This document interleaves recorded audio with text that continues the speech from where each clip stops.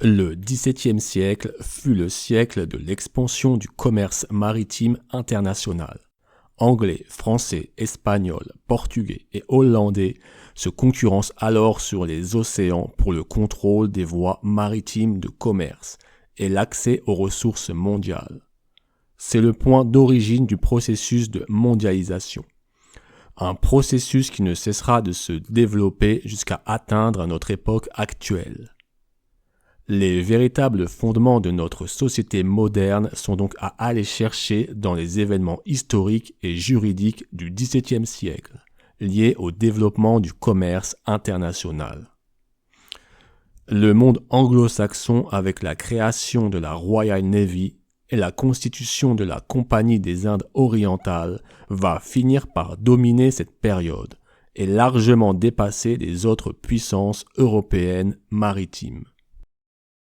Cette victoire sera l'origine de la domination mondiale du monde anglo-saxon, et ce jusqu'à aujourd'hui. Contrairement à ce qui est largement avancé, la domination du monde anglo-saxon ne s'explique pas par le fait que les Anglais possédaient plus de navires ou de comptoirs commerciaux que les autres puissances de l'époque. Les Français, leurs concurrents directs, disposaient également sous le règne de Louis XIV d'une grande puissance navale, expérimentée avec de larges accès maritimes. Le nombre de navires, la puissance militaire, la diplomatie n'expliquent donc pas la victoire stratégique du royaume d'Angleterre sur le reste des nations, dont la France. Ce qui l'explique est en réalité le système juridique et commercial ingénieux développé par la puissance anglaise à cette époque. Un système juridique tellement performant qu'il transformera le royaume d'Angleterre en puissance de domination internationale. Ce système juridique révolutionnaire s'est construit sur l'intégration du droit commercial et maritime au droit régulier du royaume d'Angleterre. En effet, il faut savoir que le droit commercial est un droit qui s'est historiquement développé en dehors des systèmes juridiques des nations. Il s'agit d'un droit élaboré par les marchands eux-mêmes et utilisé par eux pendant des siècles, aussi nommé lex mercatoria ou loi marchande. C'est donc une sorte de droit coutumier mais avec une caractéristique particulière. Là où les droits coutumiers concernent un espace très localisé, la loi marchande constitue un droit transnational, c'est-à-dire qu'il fonctionne et opère avec des personnes issues de différentes nations. Il s'agit également d'un droit qui profite de l'espace particulier qu'est l'espace maritime, une forte proportion du commerce se déroulant par voie maritime. Sur mer, les situations étant beaucoup plus volatiles et impermanentes qu'au sein de l'espace terrestre, ce droit implique des concepts très spéciaux, jusqu'à paraître parfois étranges. Et c'est cette étrangeté qui favorise l'incrédulité des individus qui entendent parler pour la première fois des concepts issus de ce droit maritime. La création de la Compagnie des Indes orientales par la monarchie anglaise fut une révolution. La compagnie, bien que de statut commercial, était dotée de droits régaliens. Elle possédait ses propres postes frontières, ses tribunaux, son armée, administrait son territoire, et, point capital, elle pouvait également percevoir les impôts et battre monnaie. Tous ces pouvoirs lui étaient conférés, bien qu'elle agissait sous statut de compagnie privée. À la même époque, une autre compagnie opère dans les Indes, la Compagnie néerlandaise des Indes orientales. Elle fonctionnera sur le modèle de la compagnie anglaise, mais elle innova largement en émettant pour la première fois des actions et des obligations, devenant le prototype de la multinationale. Jusqu'à ce jour, cette compagnie est considérée comme l'entreprise la plus riche de tous les temps. Sa valeur à l'époque est estimée à 7 000 milliards de dollars, en valeur relative. Ces deux compagnies des Indes orientales, néerlandaises et anglaises, étaient les deux plus grandes puissances économiques et financières de l'époque. Le succès de la compagnie fut tel et permit un tel enrichissement du royaume d'Angleterre que la monarchie décida d'adopter elle aussi un statut hybride, entre privé et régalien, en introduisant les principes de la loi marchande à son système juridique. C'est l'origine de la common law moderne, et par la même occasion des futurs États modernes qui reprendront cette même hybridation juridique pour leur administration. Rappelons qu'au niveau de l'institution politique pure et dure, le système présidentiel français n'était déjà qu'une transposition du système parlementaire anglais, issu de la monarchie constitutionnelle. La loi marchande existait longtemps avant le droit administratif. Lorsque les États modernes se sont constitués, ils avaient besoin d'une base pour établir leur administration. Et la base préexistante la plus efficace pour une telle tâche était la loi marchande, qui avait déjà fait ses preuves au cours du XVIIe siècle avec la Compagnie des Indes orientales, mais également d'autres compagnies comme celle de la baie de Hudson au Canada. En conséquence, le droit commercial est immergé dans le droit administratif des États modernes, ce qui explique la frontière glissante entre la dimension publique et privée au sein de l'administration. Le système économique et juridique mondial fut redéfini à l'occasion de la Grande Peste de Londres de 1665. Il s'agit du premier grand reset historique, également accompli à l'occasion d'une épidémie et de sa gestion par l'État. La grande révolution juridique de 1666 fit que le droit terrestre fut investi par le droit marchand maritime, dans une forme d'inversion et de polarisation du monde juridique. Deux événements se sont succédés en 1665 et 1666. L'un naturel, l'autre potentiellement artificiel, la Grande Peste de Londres, suivi du Grand Incendie de Londres de 1666.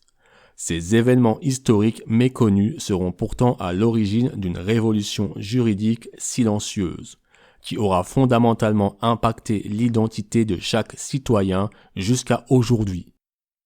Suite à ces catastrophes, l'Angleterre s'est retrouvée dans un état de désolation, la capitale ayant perdu 75% de sa population. Nombre d'individus étant portés disparus sans possibilité pour la juridiction d'établir si ces personnes étaient vivantes ou mortes. Nombre de bailleurs et ayants droit se retrouvaient dans la situation de ne pouvoir acquérir la possession d'une propriété pouvant leur revenir à cause de l'absence indéterminée des personnes en bénéficiant légalement de leur vivant. Ce type de situation était déjà courante dans le domaine maritime, du fait des disparitions fréquentes des membres d'équipage des navires en mer. Afin de répondre à cette situation, en 1666, le Parlement anglais promulgua une nouvelle loi nommée Sestwick Act, qui allait reprendre certaines dispositions existant déjà dans le domaine du droit maritime. Cette loi implique que si après 7 années aucune preuve que la personne disparue est encore vivante n'est apportée, alors dans le cadre d'une action pour la récupération du titre de la propriété par l'ayant droit, la personne disparue est considérée comme décédée. La mort présumée de l'individu en question constitue dès lors une fiction juridique, dans la mesure où cet individu pourrait tout aussi bien être encore vivant en réalité. On relèvera que la même année 1666, les premiers billets de banque sont émis par la Banque de Stockholm. Est-ce là un corollaire de l'acte Sestwick ou faut-il y voir encore une simple coïncidence historique? Quoi qu'il en soit, le parallèle mérite d'être relevé. Sestwick est une expression issue du français médiéval et qui fait référence à « celui qui vit ». Juridiquement, il s'agit de l'individu dont la vie est assurée par le bénéfice d'un titre ou un bien, ou dit autrement, dont la durée du bénéfice d'un titre ou d'un bien est mesurée par la durée de sa propre vie. Ce concept est également utilisé dans le cadre des polices d'assurance vie. Ce concept est fondamental à saisir pour véritablement comprendre le fonctionnement du système des États modernes, car la fonction de l'État et de la finance n'est rien d'autre que de gérer les biens et les droits des personnes, pour le temps de leur durée de vie en tant qu'être vivant. Cette gestion des affaires du citoyen par l'État n'est pas un fait trivial, qui devrait être délaissé de notre compréhension sous prétexte qu'il a toujours été là. Il est le résultat d'une architecture précise qui s'est construite et établie au fil de l'histoire et des siècles, et qui joue un rôle pilier au sein de nos sociétés jusqu'à aujourd'hui, bien que totalement ignoré. Le Sestui-Cuvée Act se définit de la manière suivante. Loi visant à remédier aux inconvénients causés par le manque de preuves du décès des personnes se trouvant au-delà des mers ou s'absentant, et dont les domaines de vie dépendent. Si les personnes pour la vie desquelles ces domaines ont été ou devaient être accordés restent au-delà des mers ou s'absentent ailleurs de ce royaume pendant l'espace de 7 ans ensemble, et qu'aucune preuve suffisante et évidente n'est apportée concernant la vie de ces personnes, respectivement dans toute action intentée pour la récupération de ces propriétés par les bailleurs ou les ayants droit, dans chaque cas, les personnes dont les vies desquelles dépendaient ces domaines seront considérées comme naturellement décédées. Pour un néophyte, à première vue, l'acte de 1666 ne fait que permettre à des bailleurs et des ayants droit privés de faire valoir leur droit de propriété sur un bien ou un titre, suite à la disparition de son bénéficiaire, disparu ou perdu en mer. Il s'agit donc simplement d'arranger des affaires d'ordre privé, d'aménager un espace favorable à la gestion d'affaires. Et c'est sur cette lecture au premier degré que les dénégateurs vont se reposer pour vilipender toute extension plus large du domaine de l'acte de 1666 et des principes qu'il implique. Mais en réalité, une loi a souvent des implications bien plus étendues qu'elle n'y paraît de premier abord. Historiquement, la question de la transmission des propriétés et des titres a toujours regardé le pouvoir royal, qui avait à gérer les possessions des nombreuses seigneuries présentes sur le territoire du royaume. Cette question est donc avant tout une affaire concernant le pouvoir et sa souveraineté. L'État moderne et son administration n'ayant fait que remplacer la fonction autrefois occupée par les seigneurs. Ce que cette loi implique réellement, c'est que pour la première fois, un bénéficiaire pouvait être présumé mort, en attendant la preuve du contraire, et son titre administré par un détenteur légal en conséquence de cette présomption. En effet, avant cette loi, la mort physique impliquait automatiquement la mort de la personne juridique et des droits civils. Ici apparaît un statut intermédiaire, dans lequel un individu peut être considéré comme décédé tout en jouissant de certains droits, en l'occurrence fiduciaires. Nous le savons du fait que l'individu supposément mort continue à être Sestui-Cuvée, expression désignant bien une personne. Il s'agit d'une fiction juridique s'ajoutant à celle de la personne juridique. Le titre du domaine de vie du Sestui-Cuvée peut continuer à être exploité par un fiduciaire, malgré le décès supposé du bénéficiaire et le fait que l'existence même du titre dépende de sa vie. Si nous considérons désormais la relation qui unit le citoyen à l'État, l'État est censé gérer les affaires du citoyen pour le bénéfice du citoyen au sein d'une sorte de contrat nommé fiducie ou trust en anglais. Or, l'État ne peut totalement décider de la manière de mener ses affaires que si le bénéficiaire, donc le citoyen, est absent de la relation, c'est-à-dire de la fiducie. C'est le concept établi par l'acte de 1666 qui rend possible juridiquement une telle situation. En effet, le citoyen est présumé décédé, donc absent, au sein de la fiducie établie avec l'État. Car si le citoyen n'était pas absent de la fiducie, il serait alors capable d'administrer ses affaires lui-même.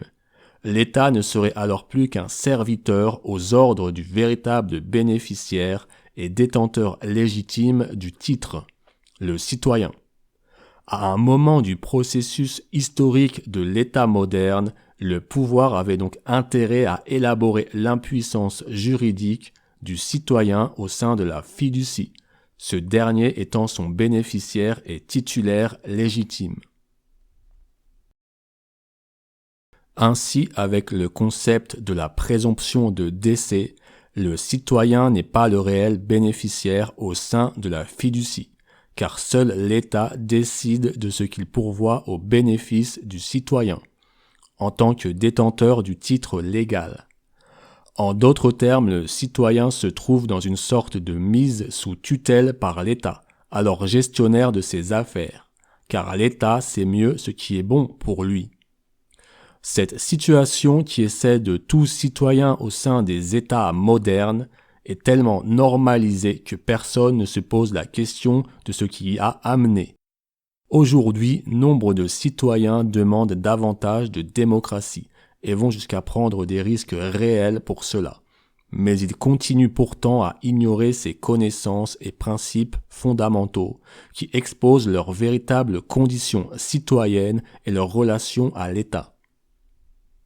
Un autre élément de preuve concernant la réalité du principe établi par l'acte Sestui-Queville de 1666 se trouve dans la définition d'un enfant dans le manuel Internal Revenue Service, le manuel de l'agence américaine chargée de la collecte des impôts sur le revenu et des taxes aux États-Unis. Un enfant est un défunt d'un titre ou d'un constituant d'une fiducie. Cela implique que la fiducie est constituée durant l'enfance avec l'acte de naissance, en même temps que la personne juridique, et que le constituant de la fiducie, à savoir le citoyen, censé en bénéficier, y est considéré comme décédé durant l'enfance, et qu'il demeure donc absent ou sous tutelle tant qu'il n'a pas prouvé être vivant. Le système fiduciaire organise donc l'extinction des droits souverains du citoyen dès la naissance et dès la constitution de la personne juridique. Le système fiduciaire et judiciaire ne vous considère pas jusqu'à preuve du contraire comme un être humain vivant et souverain de ses droits, mais comme une personne juridique dont les affaires sont administrées par l'État, ce qui rend caduque l'opérabilité des droits de l'homme face aux juridictions et à l'administration. Le texte de l'acte Sestui-Queville de 1666 se termine sur ce principe qui résume à lui seul la problématique et le remède. Si l'homme supposé mort prouve être vivant, alors le titre est restitué.